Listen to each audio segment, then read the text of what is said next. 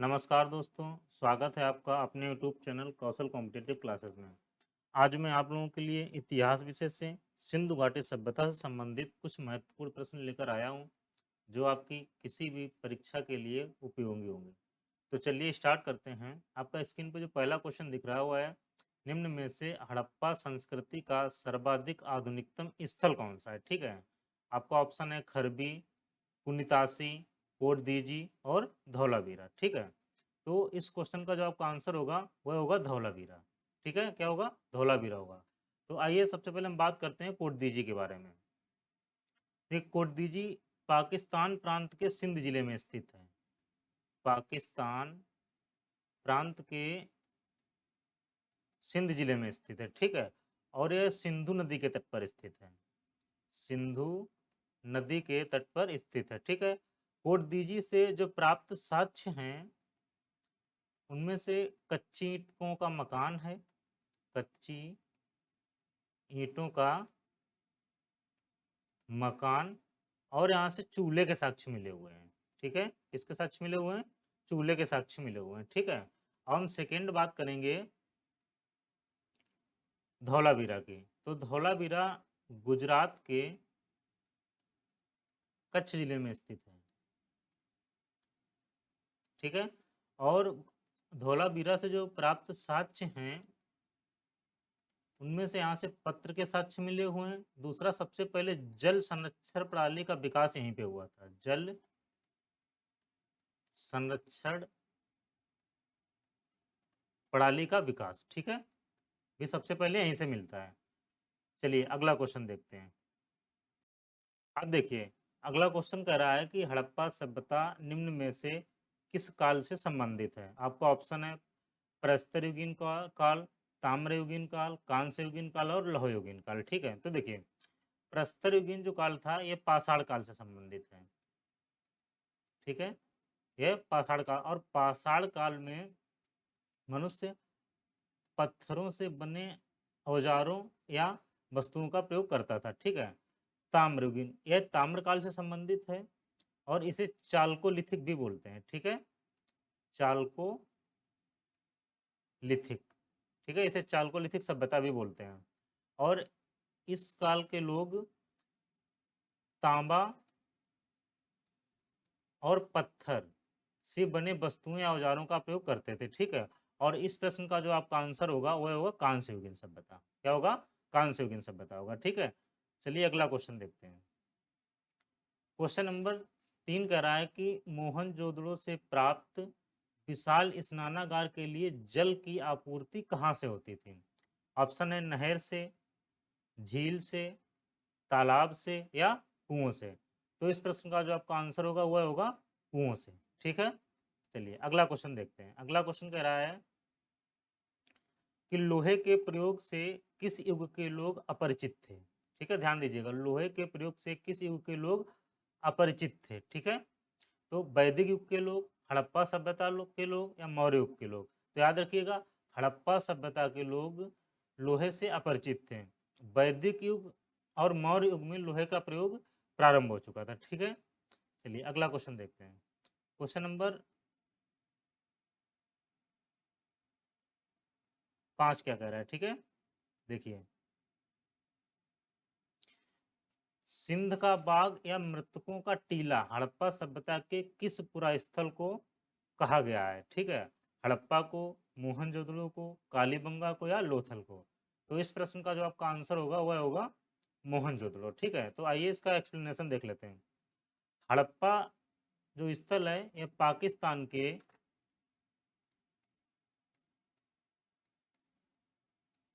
पंजाब प्रांत में स्थित है। ठीक है, ये पाकिस्तान के पंजाब प्रांत में स्थित है और यह रावी नदी के बाएं तट पर स्थित है। ठीक है, रावी नदी के बाएं तट पर स्थित है। ठीक है, तीसरा, इस स्थल की खोज 1921 में दयाराम साहनी ने की थी। दयाराम साहनी ने की थी। ठीक है, अब देखिए इसके बाद बात करेंगे मोहनजोदड़ो की।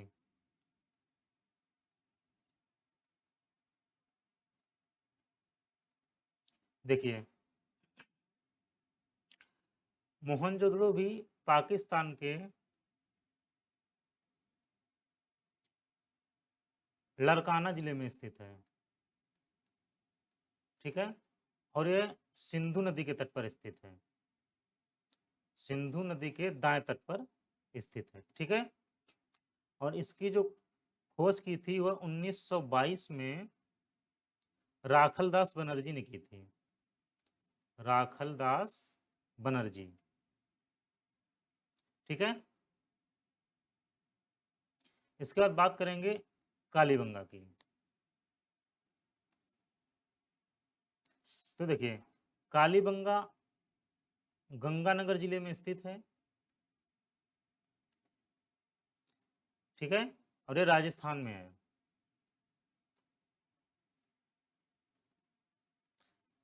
और कालीबंगा घग्गर नदी के तट पर स्थित है, ठीक है, कालीबंगा घग्गर नदी के तट पर स्थित है, ठीक है। और इसकी खोज अलमंद घोष और ब्रजवासी लाल ने की थी, इसकी जो खोज है वह अलमंद घोष और ब्रजवासी लाल,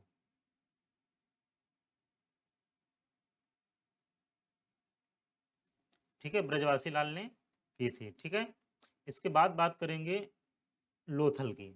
तो देखिए लोथल अहमदाबाद जिले के अहमदाबाद जिले में भोगवा नदी के तट पर स्थित है, ठीक है, भोगवा नदी के तट पर स्थित है। और इसकी खोज 1954 में श्री रंगनाथ राव ने की थी, श्री रंगनाथ राव ने की थी, ठीक है। अब देखिए क्वेश्चन नंबर 6 क्या कह रहा है। क्वेश्चन नंबर 6 कह रहा है किस समय की लिपि को चित्राक्षर लिपि कहा जाता था, मौर्य काल, वैदिक काल या सैंधव काल। तो याद रखिए सैंधव काल की लिपि को चित्राक्षर लिपि कहते थे, ठीक है। और सैंधव काल में सर्वाधिक जो चित्र मिले हुए हैं वह मछली के और प्लस यू आकार के चित्र मिले हुए हैं, ठीक है, यू आकार के चित्र मिले हुए हैं, ठीक है। इसका देखिए मौर्य काल का जो समय है यह आपका 323 ईसा पूर्व से 298 ईसा पूर्व है। इस मौर्य काल का जो समय है वो 323 ईसा पूर्व से 298 ईसा पूर्व है। और वैदिक काल का जो समय है यह 1500 ईसा पूर्व से 600 ईसा पूर्व होता है इसका समय, ठीक है। चलिए क्वेश्चन नंबर 7 देखते हैं क्या कह रहा है। देखिए कह रहा है सर्वप्रथम कपास उगाने का श्रेय, ठीक है, दिया जाता है मिस्र सभ्यता को, मेसोपोटामिया की सभ्यता को, या सिंधु सभ्यता को, या चीन सभ्यता को, ठीक है। तो जो कपास उगाने का श्रेय है वह सिंधु घाटी सभ्यता के लोगों को दिया जाता है, ठीक है। आइए सिंधु घाटी के बारे में कुछ जान लेते हैं। देखिए जो सिंधु सभ्यता थी यह यहाँ की जो अर्थव्यवस्था थी वह कृषि प्रधान थी, मतलब यहाँ की जो कृषि आधारित अर्थव्यवस्था थी, ठीक है, ठीक है। और यहाँ से 9 फसलों के साक्ष्य मिले हुए हैं, 9 फसलों के साक्ष्य प्राप्त हुए हैं। सिंधु घाटी सभ्यता से गन्ना और दाल का साक्ष्य नहीं मिलता है, ठीक है, गन्ना और दाल का साक्ष्य नहीं प्राप्त होता है। और सिंधु घाटी सभ्यता की जो महत्वपूर्ण फसल थी वह गेहूं और जौ थी, गेहूं और जौ यहाँ की महत्वपूर्ण फसल थी, ठीक है। चलिए इसके बाद अगला क्वेश्चन देखते हैं। अगला क्वेश्चन है भारत में कृषि का प्राचीनतम साक्ष्य कहाँ से मिलता है, ठीक है, हड़प्पा से, मेहरगढ़ से, सराय नहर से, या बुर्ज होम से। तो याद रखिए कृषि का प्राचीनतम साक्ष्य मेहरगढ़ से मिलता है, ठीक है। और मेहरगढ़ बलूचिस्तान में स्थित है। बलूचिस्तान पाकिस्तान प्रांत में है, ठीक है। और मेहरगढ़ से गेहूं और जौ के साक्ष्य मिले हुए हैं, ठीक है। यहाँ की जो महत्वपूर्ण फसल थी या जो साक्ष्य मिले हुए हैं, ये गेहूं और जौ के साक्ष्य यहाँ से प्राप्त होते हैं, ठीक है। इसके बाद बात करेंगे हड़प्पा से। तो हड़प्पा से जो प्राप्त साक्ष्य हैं वह हैं अन्नागार, ठीक है, नटराज शिव की मूर्ति,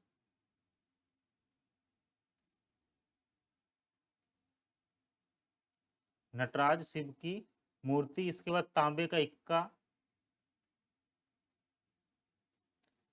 तांबे का इक्का, और उर्वरा उर्वरा देवी की मूर्ति, उर्वरा देवी की प्रतिमा, ठीक है। इतने ये साक्ष्य हड़प्पा से मिलते हैं। अन्नागार, ठीक है, नटराज शिव की मूर्ति, तांबे का इक्का और उर्वरा देवी की मूर्ति, ठीक है।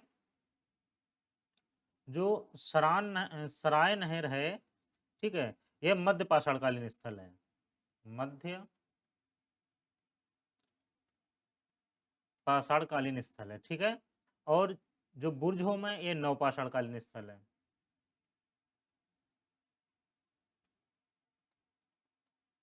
और ये जम्मू कश्मीर में है, ठीक है। बुर्जहोम जम्मू कश्मीर में है। अब देखिए क्वेश्चन नंबर 9 देखते हैं। कह रहा उत्तरोत्तर हड़प्पा संस्कृति के अवशेष कहाँ से मिले हैं? रंगपुर, कालीबंगा, लोथल और रोपड़ से। तो इस प्रश्न का जो आंसर होगा वह होगा रंगपुर, ठीक है। अब देखिए इसकी व्याख्या कर लेते हैं। देखिए रंगपुर अहमदाबाद जिले के, अहमदाबाद जिले में मादर नदी के तट पर स्थित है, ठीक है, मादर नदी के तट पर स्थित है। और रंगपुर से जो साक्ष्य प्राप्त हुए हैं वो धान की भूसी के साक्ष्य यहीं से मिलते हैं, ठीक है। इसके बाद ज्वार और बाजरा के भी साक्ष्य यहीं से मिले हुए हैं, ज्वार और बाजरा के साक्ष्य भी यहीं से प्राप्त हुए हैं, ठीक है। इसके बाद बात करें कालीबंगा। तो कालीबंगा से जो प्राप्त साक्ष्य हैं, कालीबंगा से जो प्राप्त साक्ष्य हैं वह काले रंग की चूड़ियां,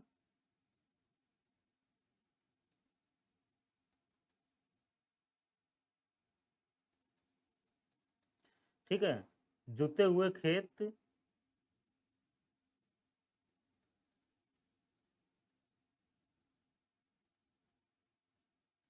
जुते हुए खेत के साक्ष्य मिले हुए हैं, यहीं से भूकंप के साक्ष्य भी मिले हुए हैं,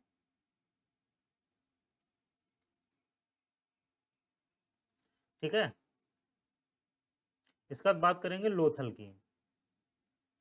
तो देखिए लोथल से गोदीबाड़ा मिला हुआ है, ठीक है, लोथल से एक गोदीबाड़ा मिला हुआ है और यहाँ से धान की भूसी के साक्ष्य मिले हुए हैं, धान की भूसी, ठीक है। और इसके बाद बात करेंगे रोपड़ की, ठीक है। तो रोपड़ से मालिक के साथ कुत्ते दफनाने का साक्ष्य, मालिक के साथ कुत्ता दफनाने का साक्ष्य यहीं से मिला हुआ है, ठीक है।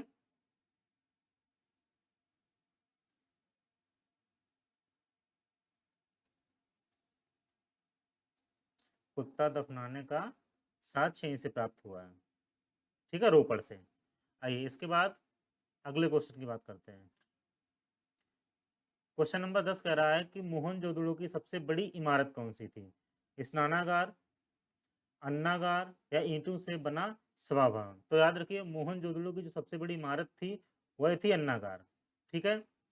इसकी जो लंबाई चौड़ाई थी वह थी 45.7 मीटर लंबा था और 15.23 मीटर चौड़ा था, ठीक है।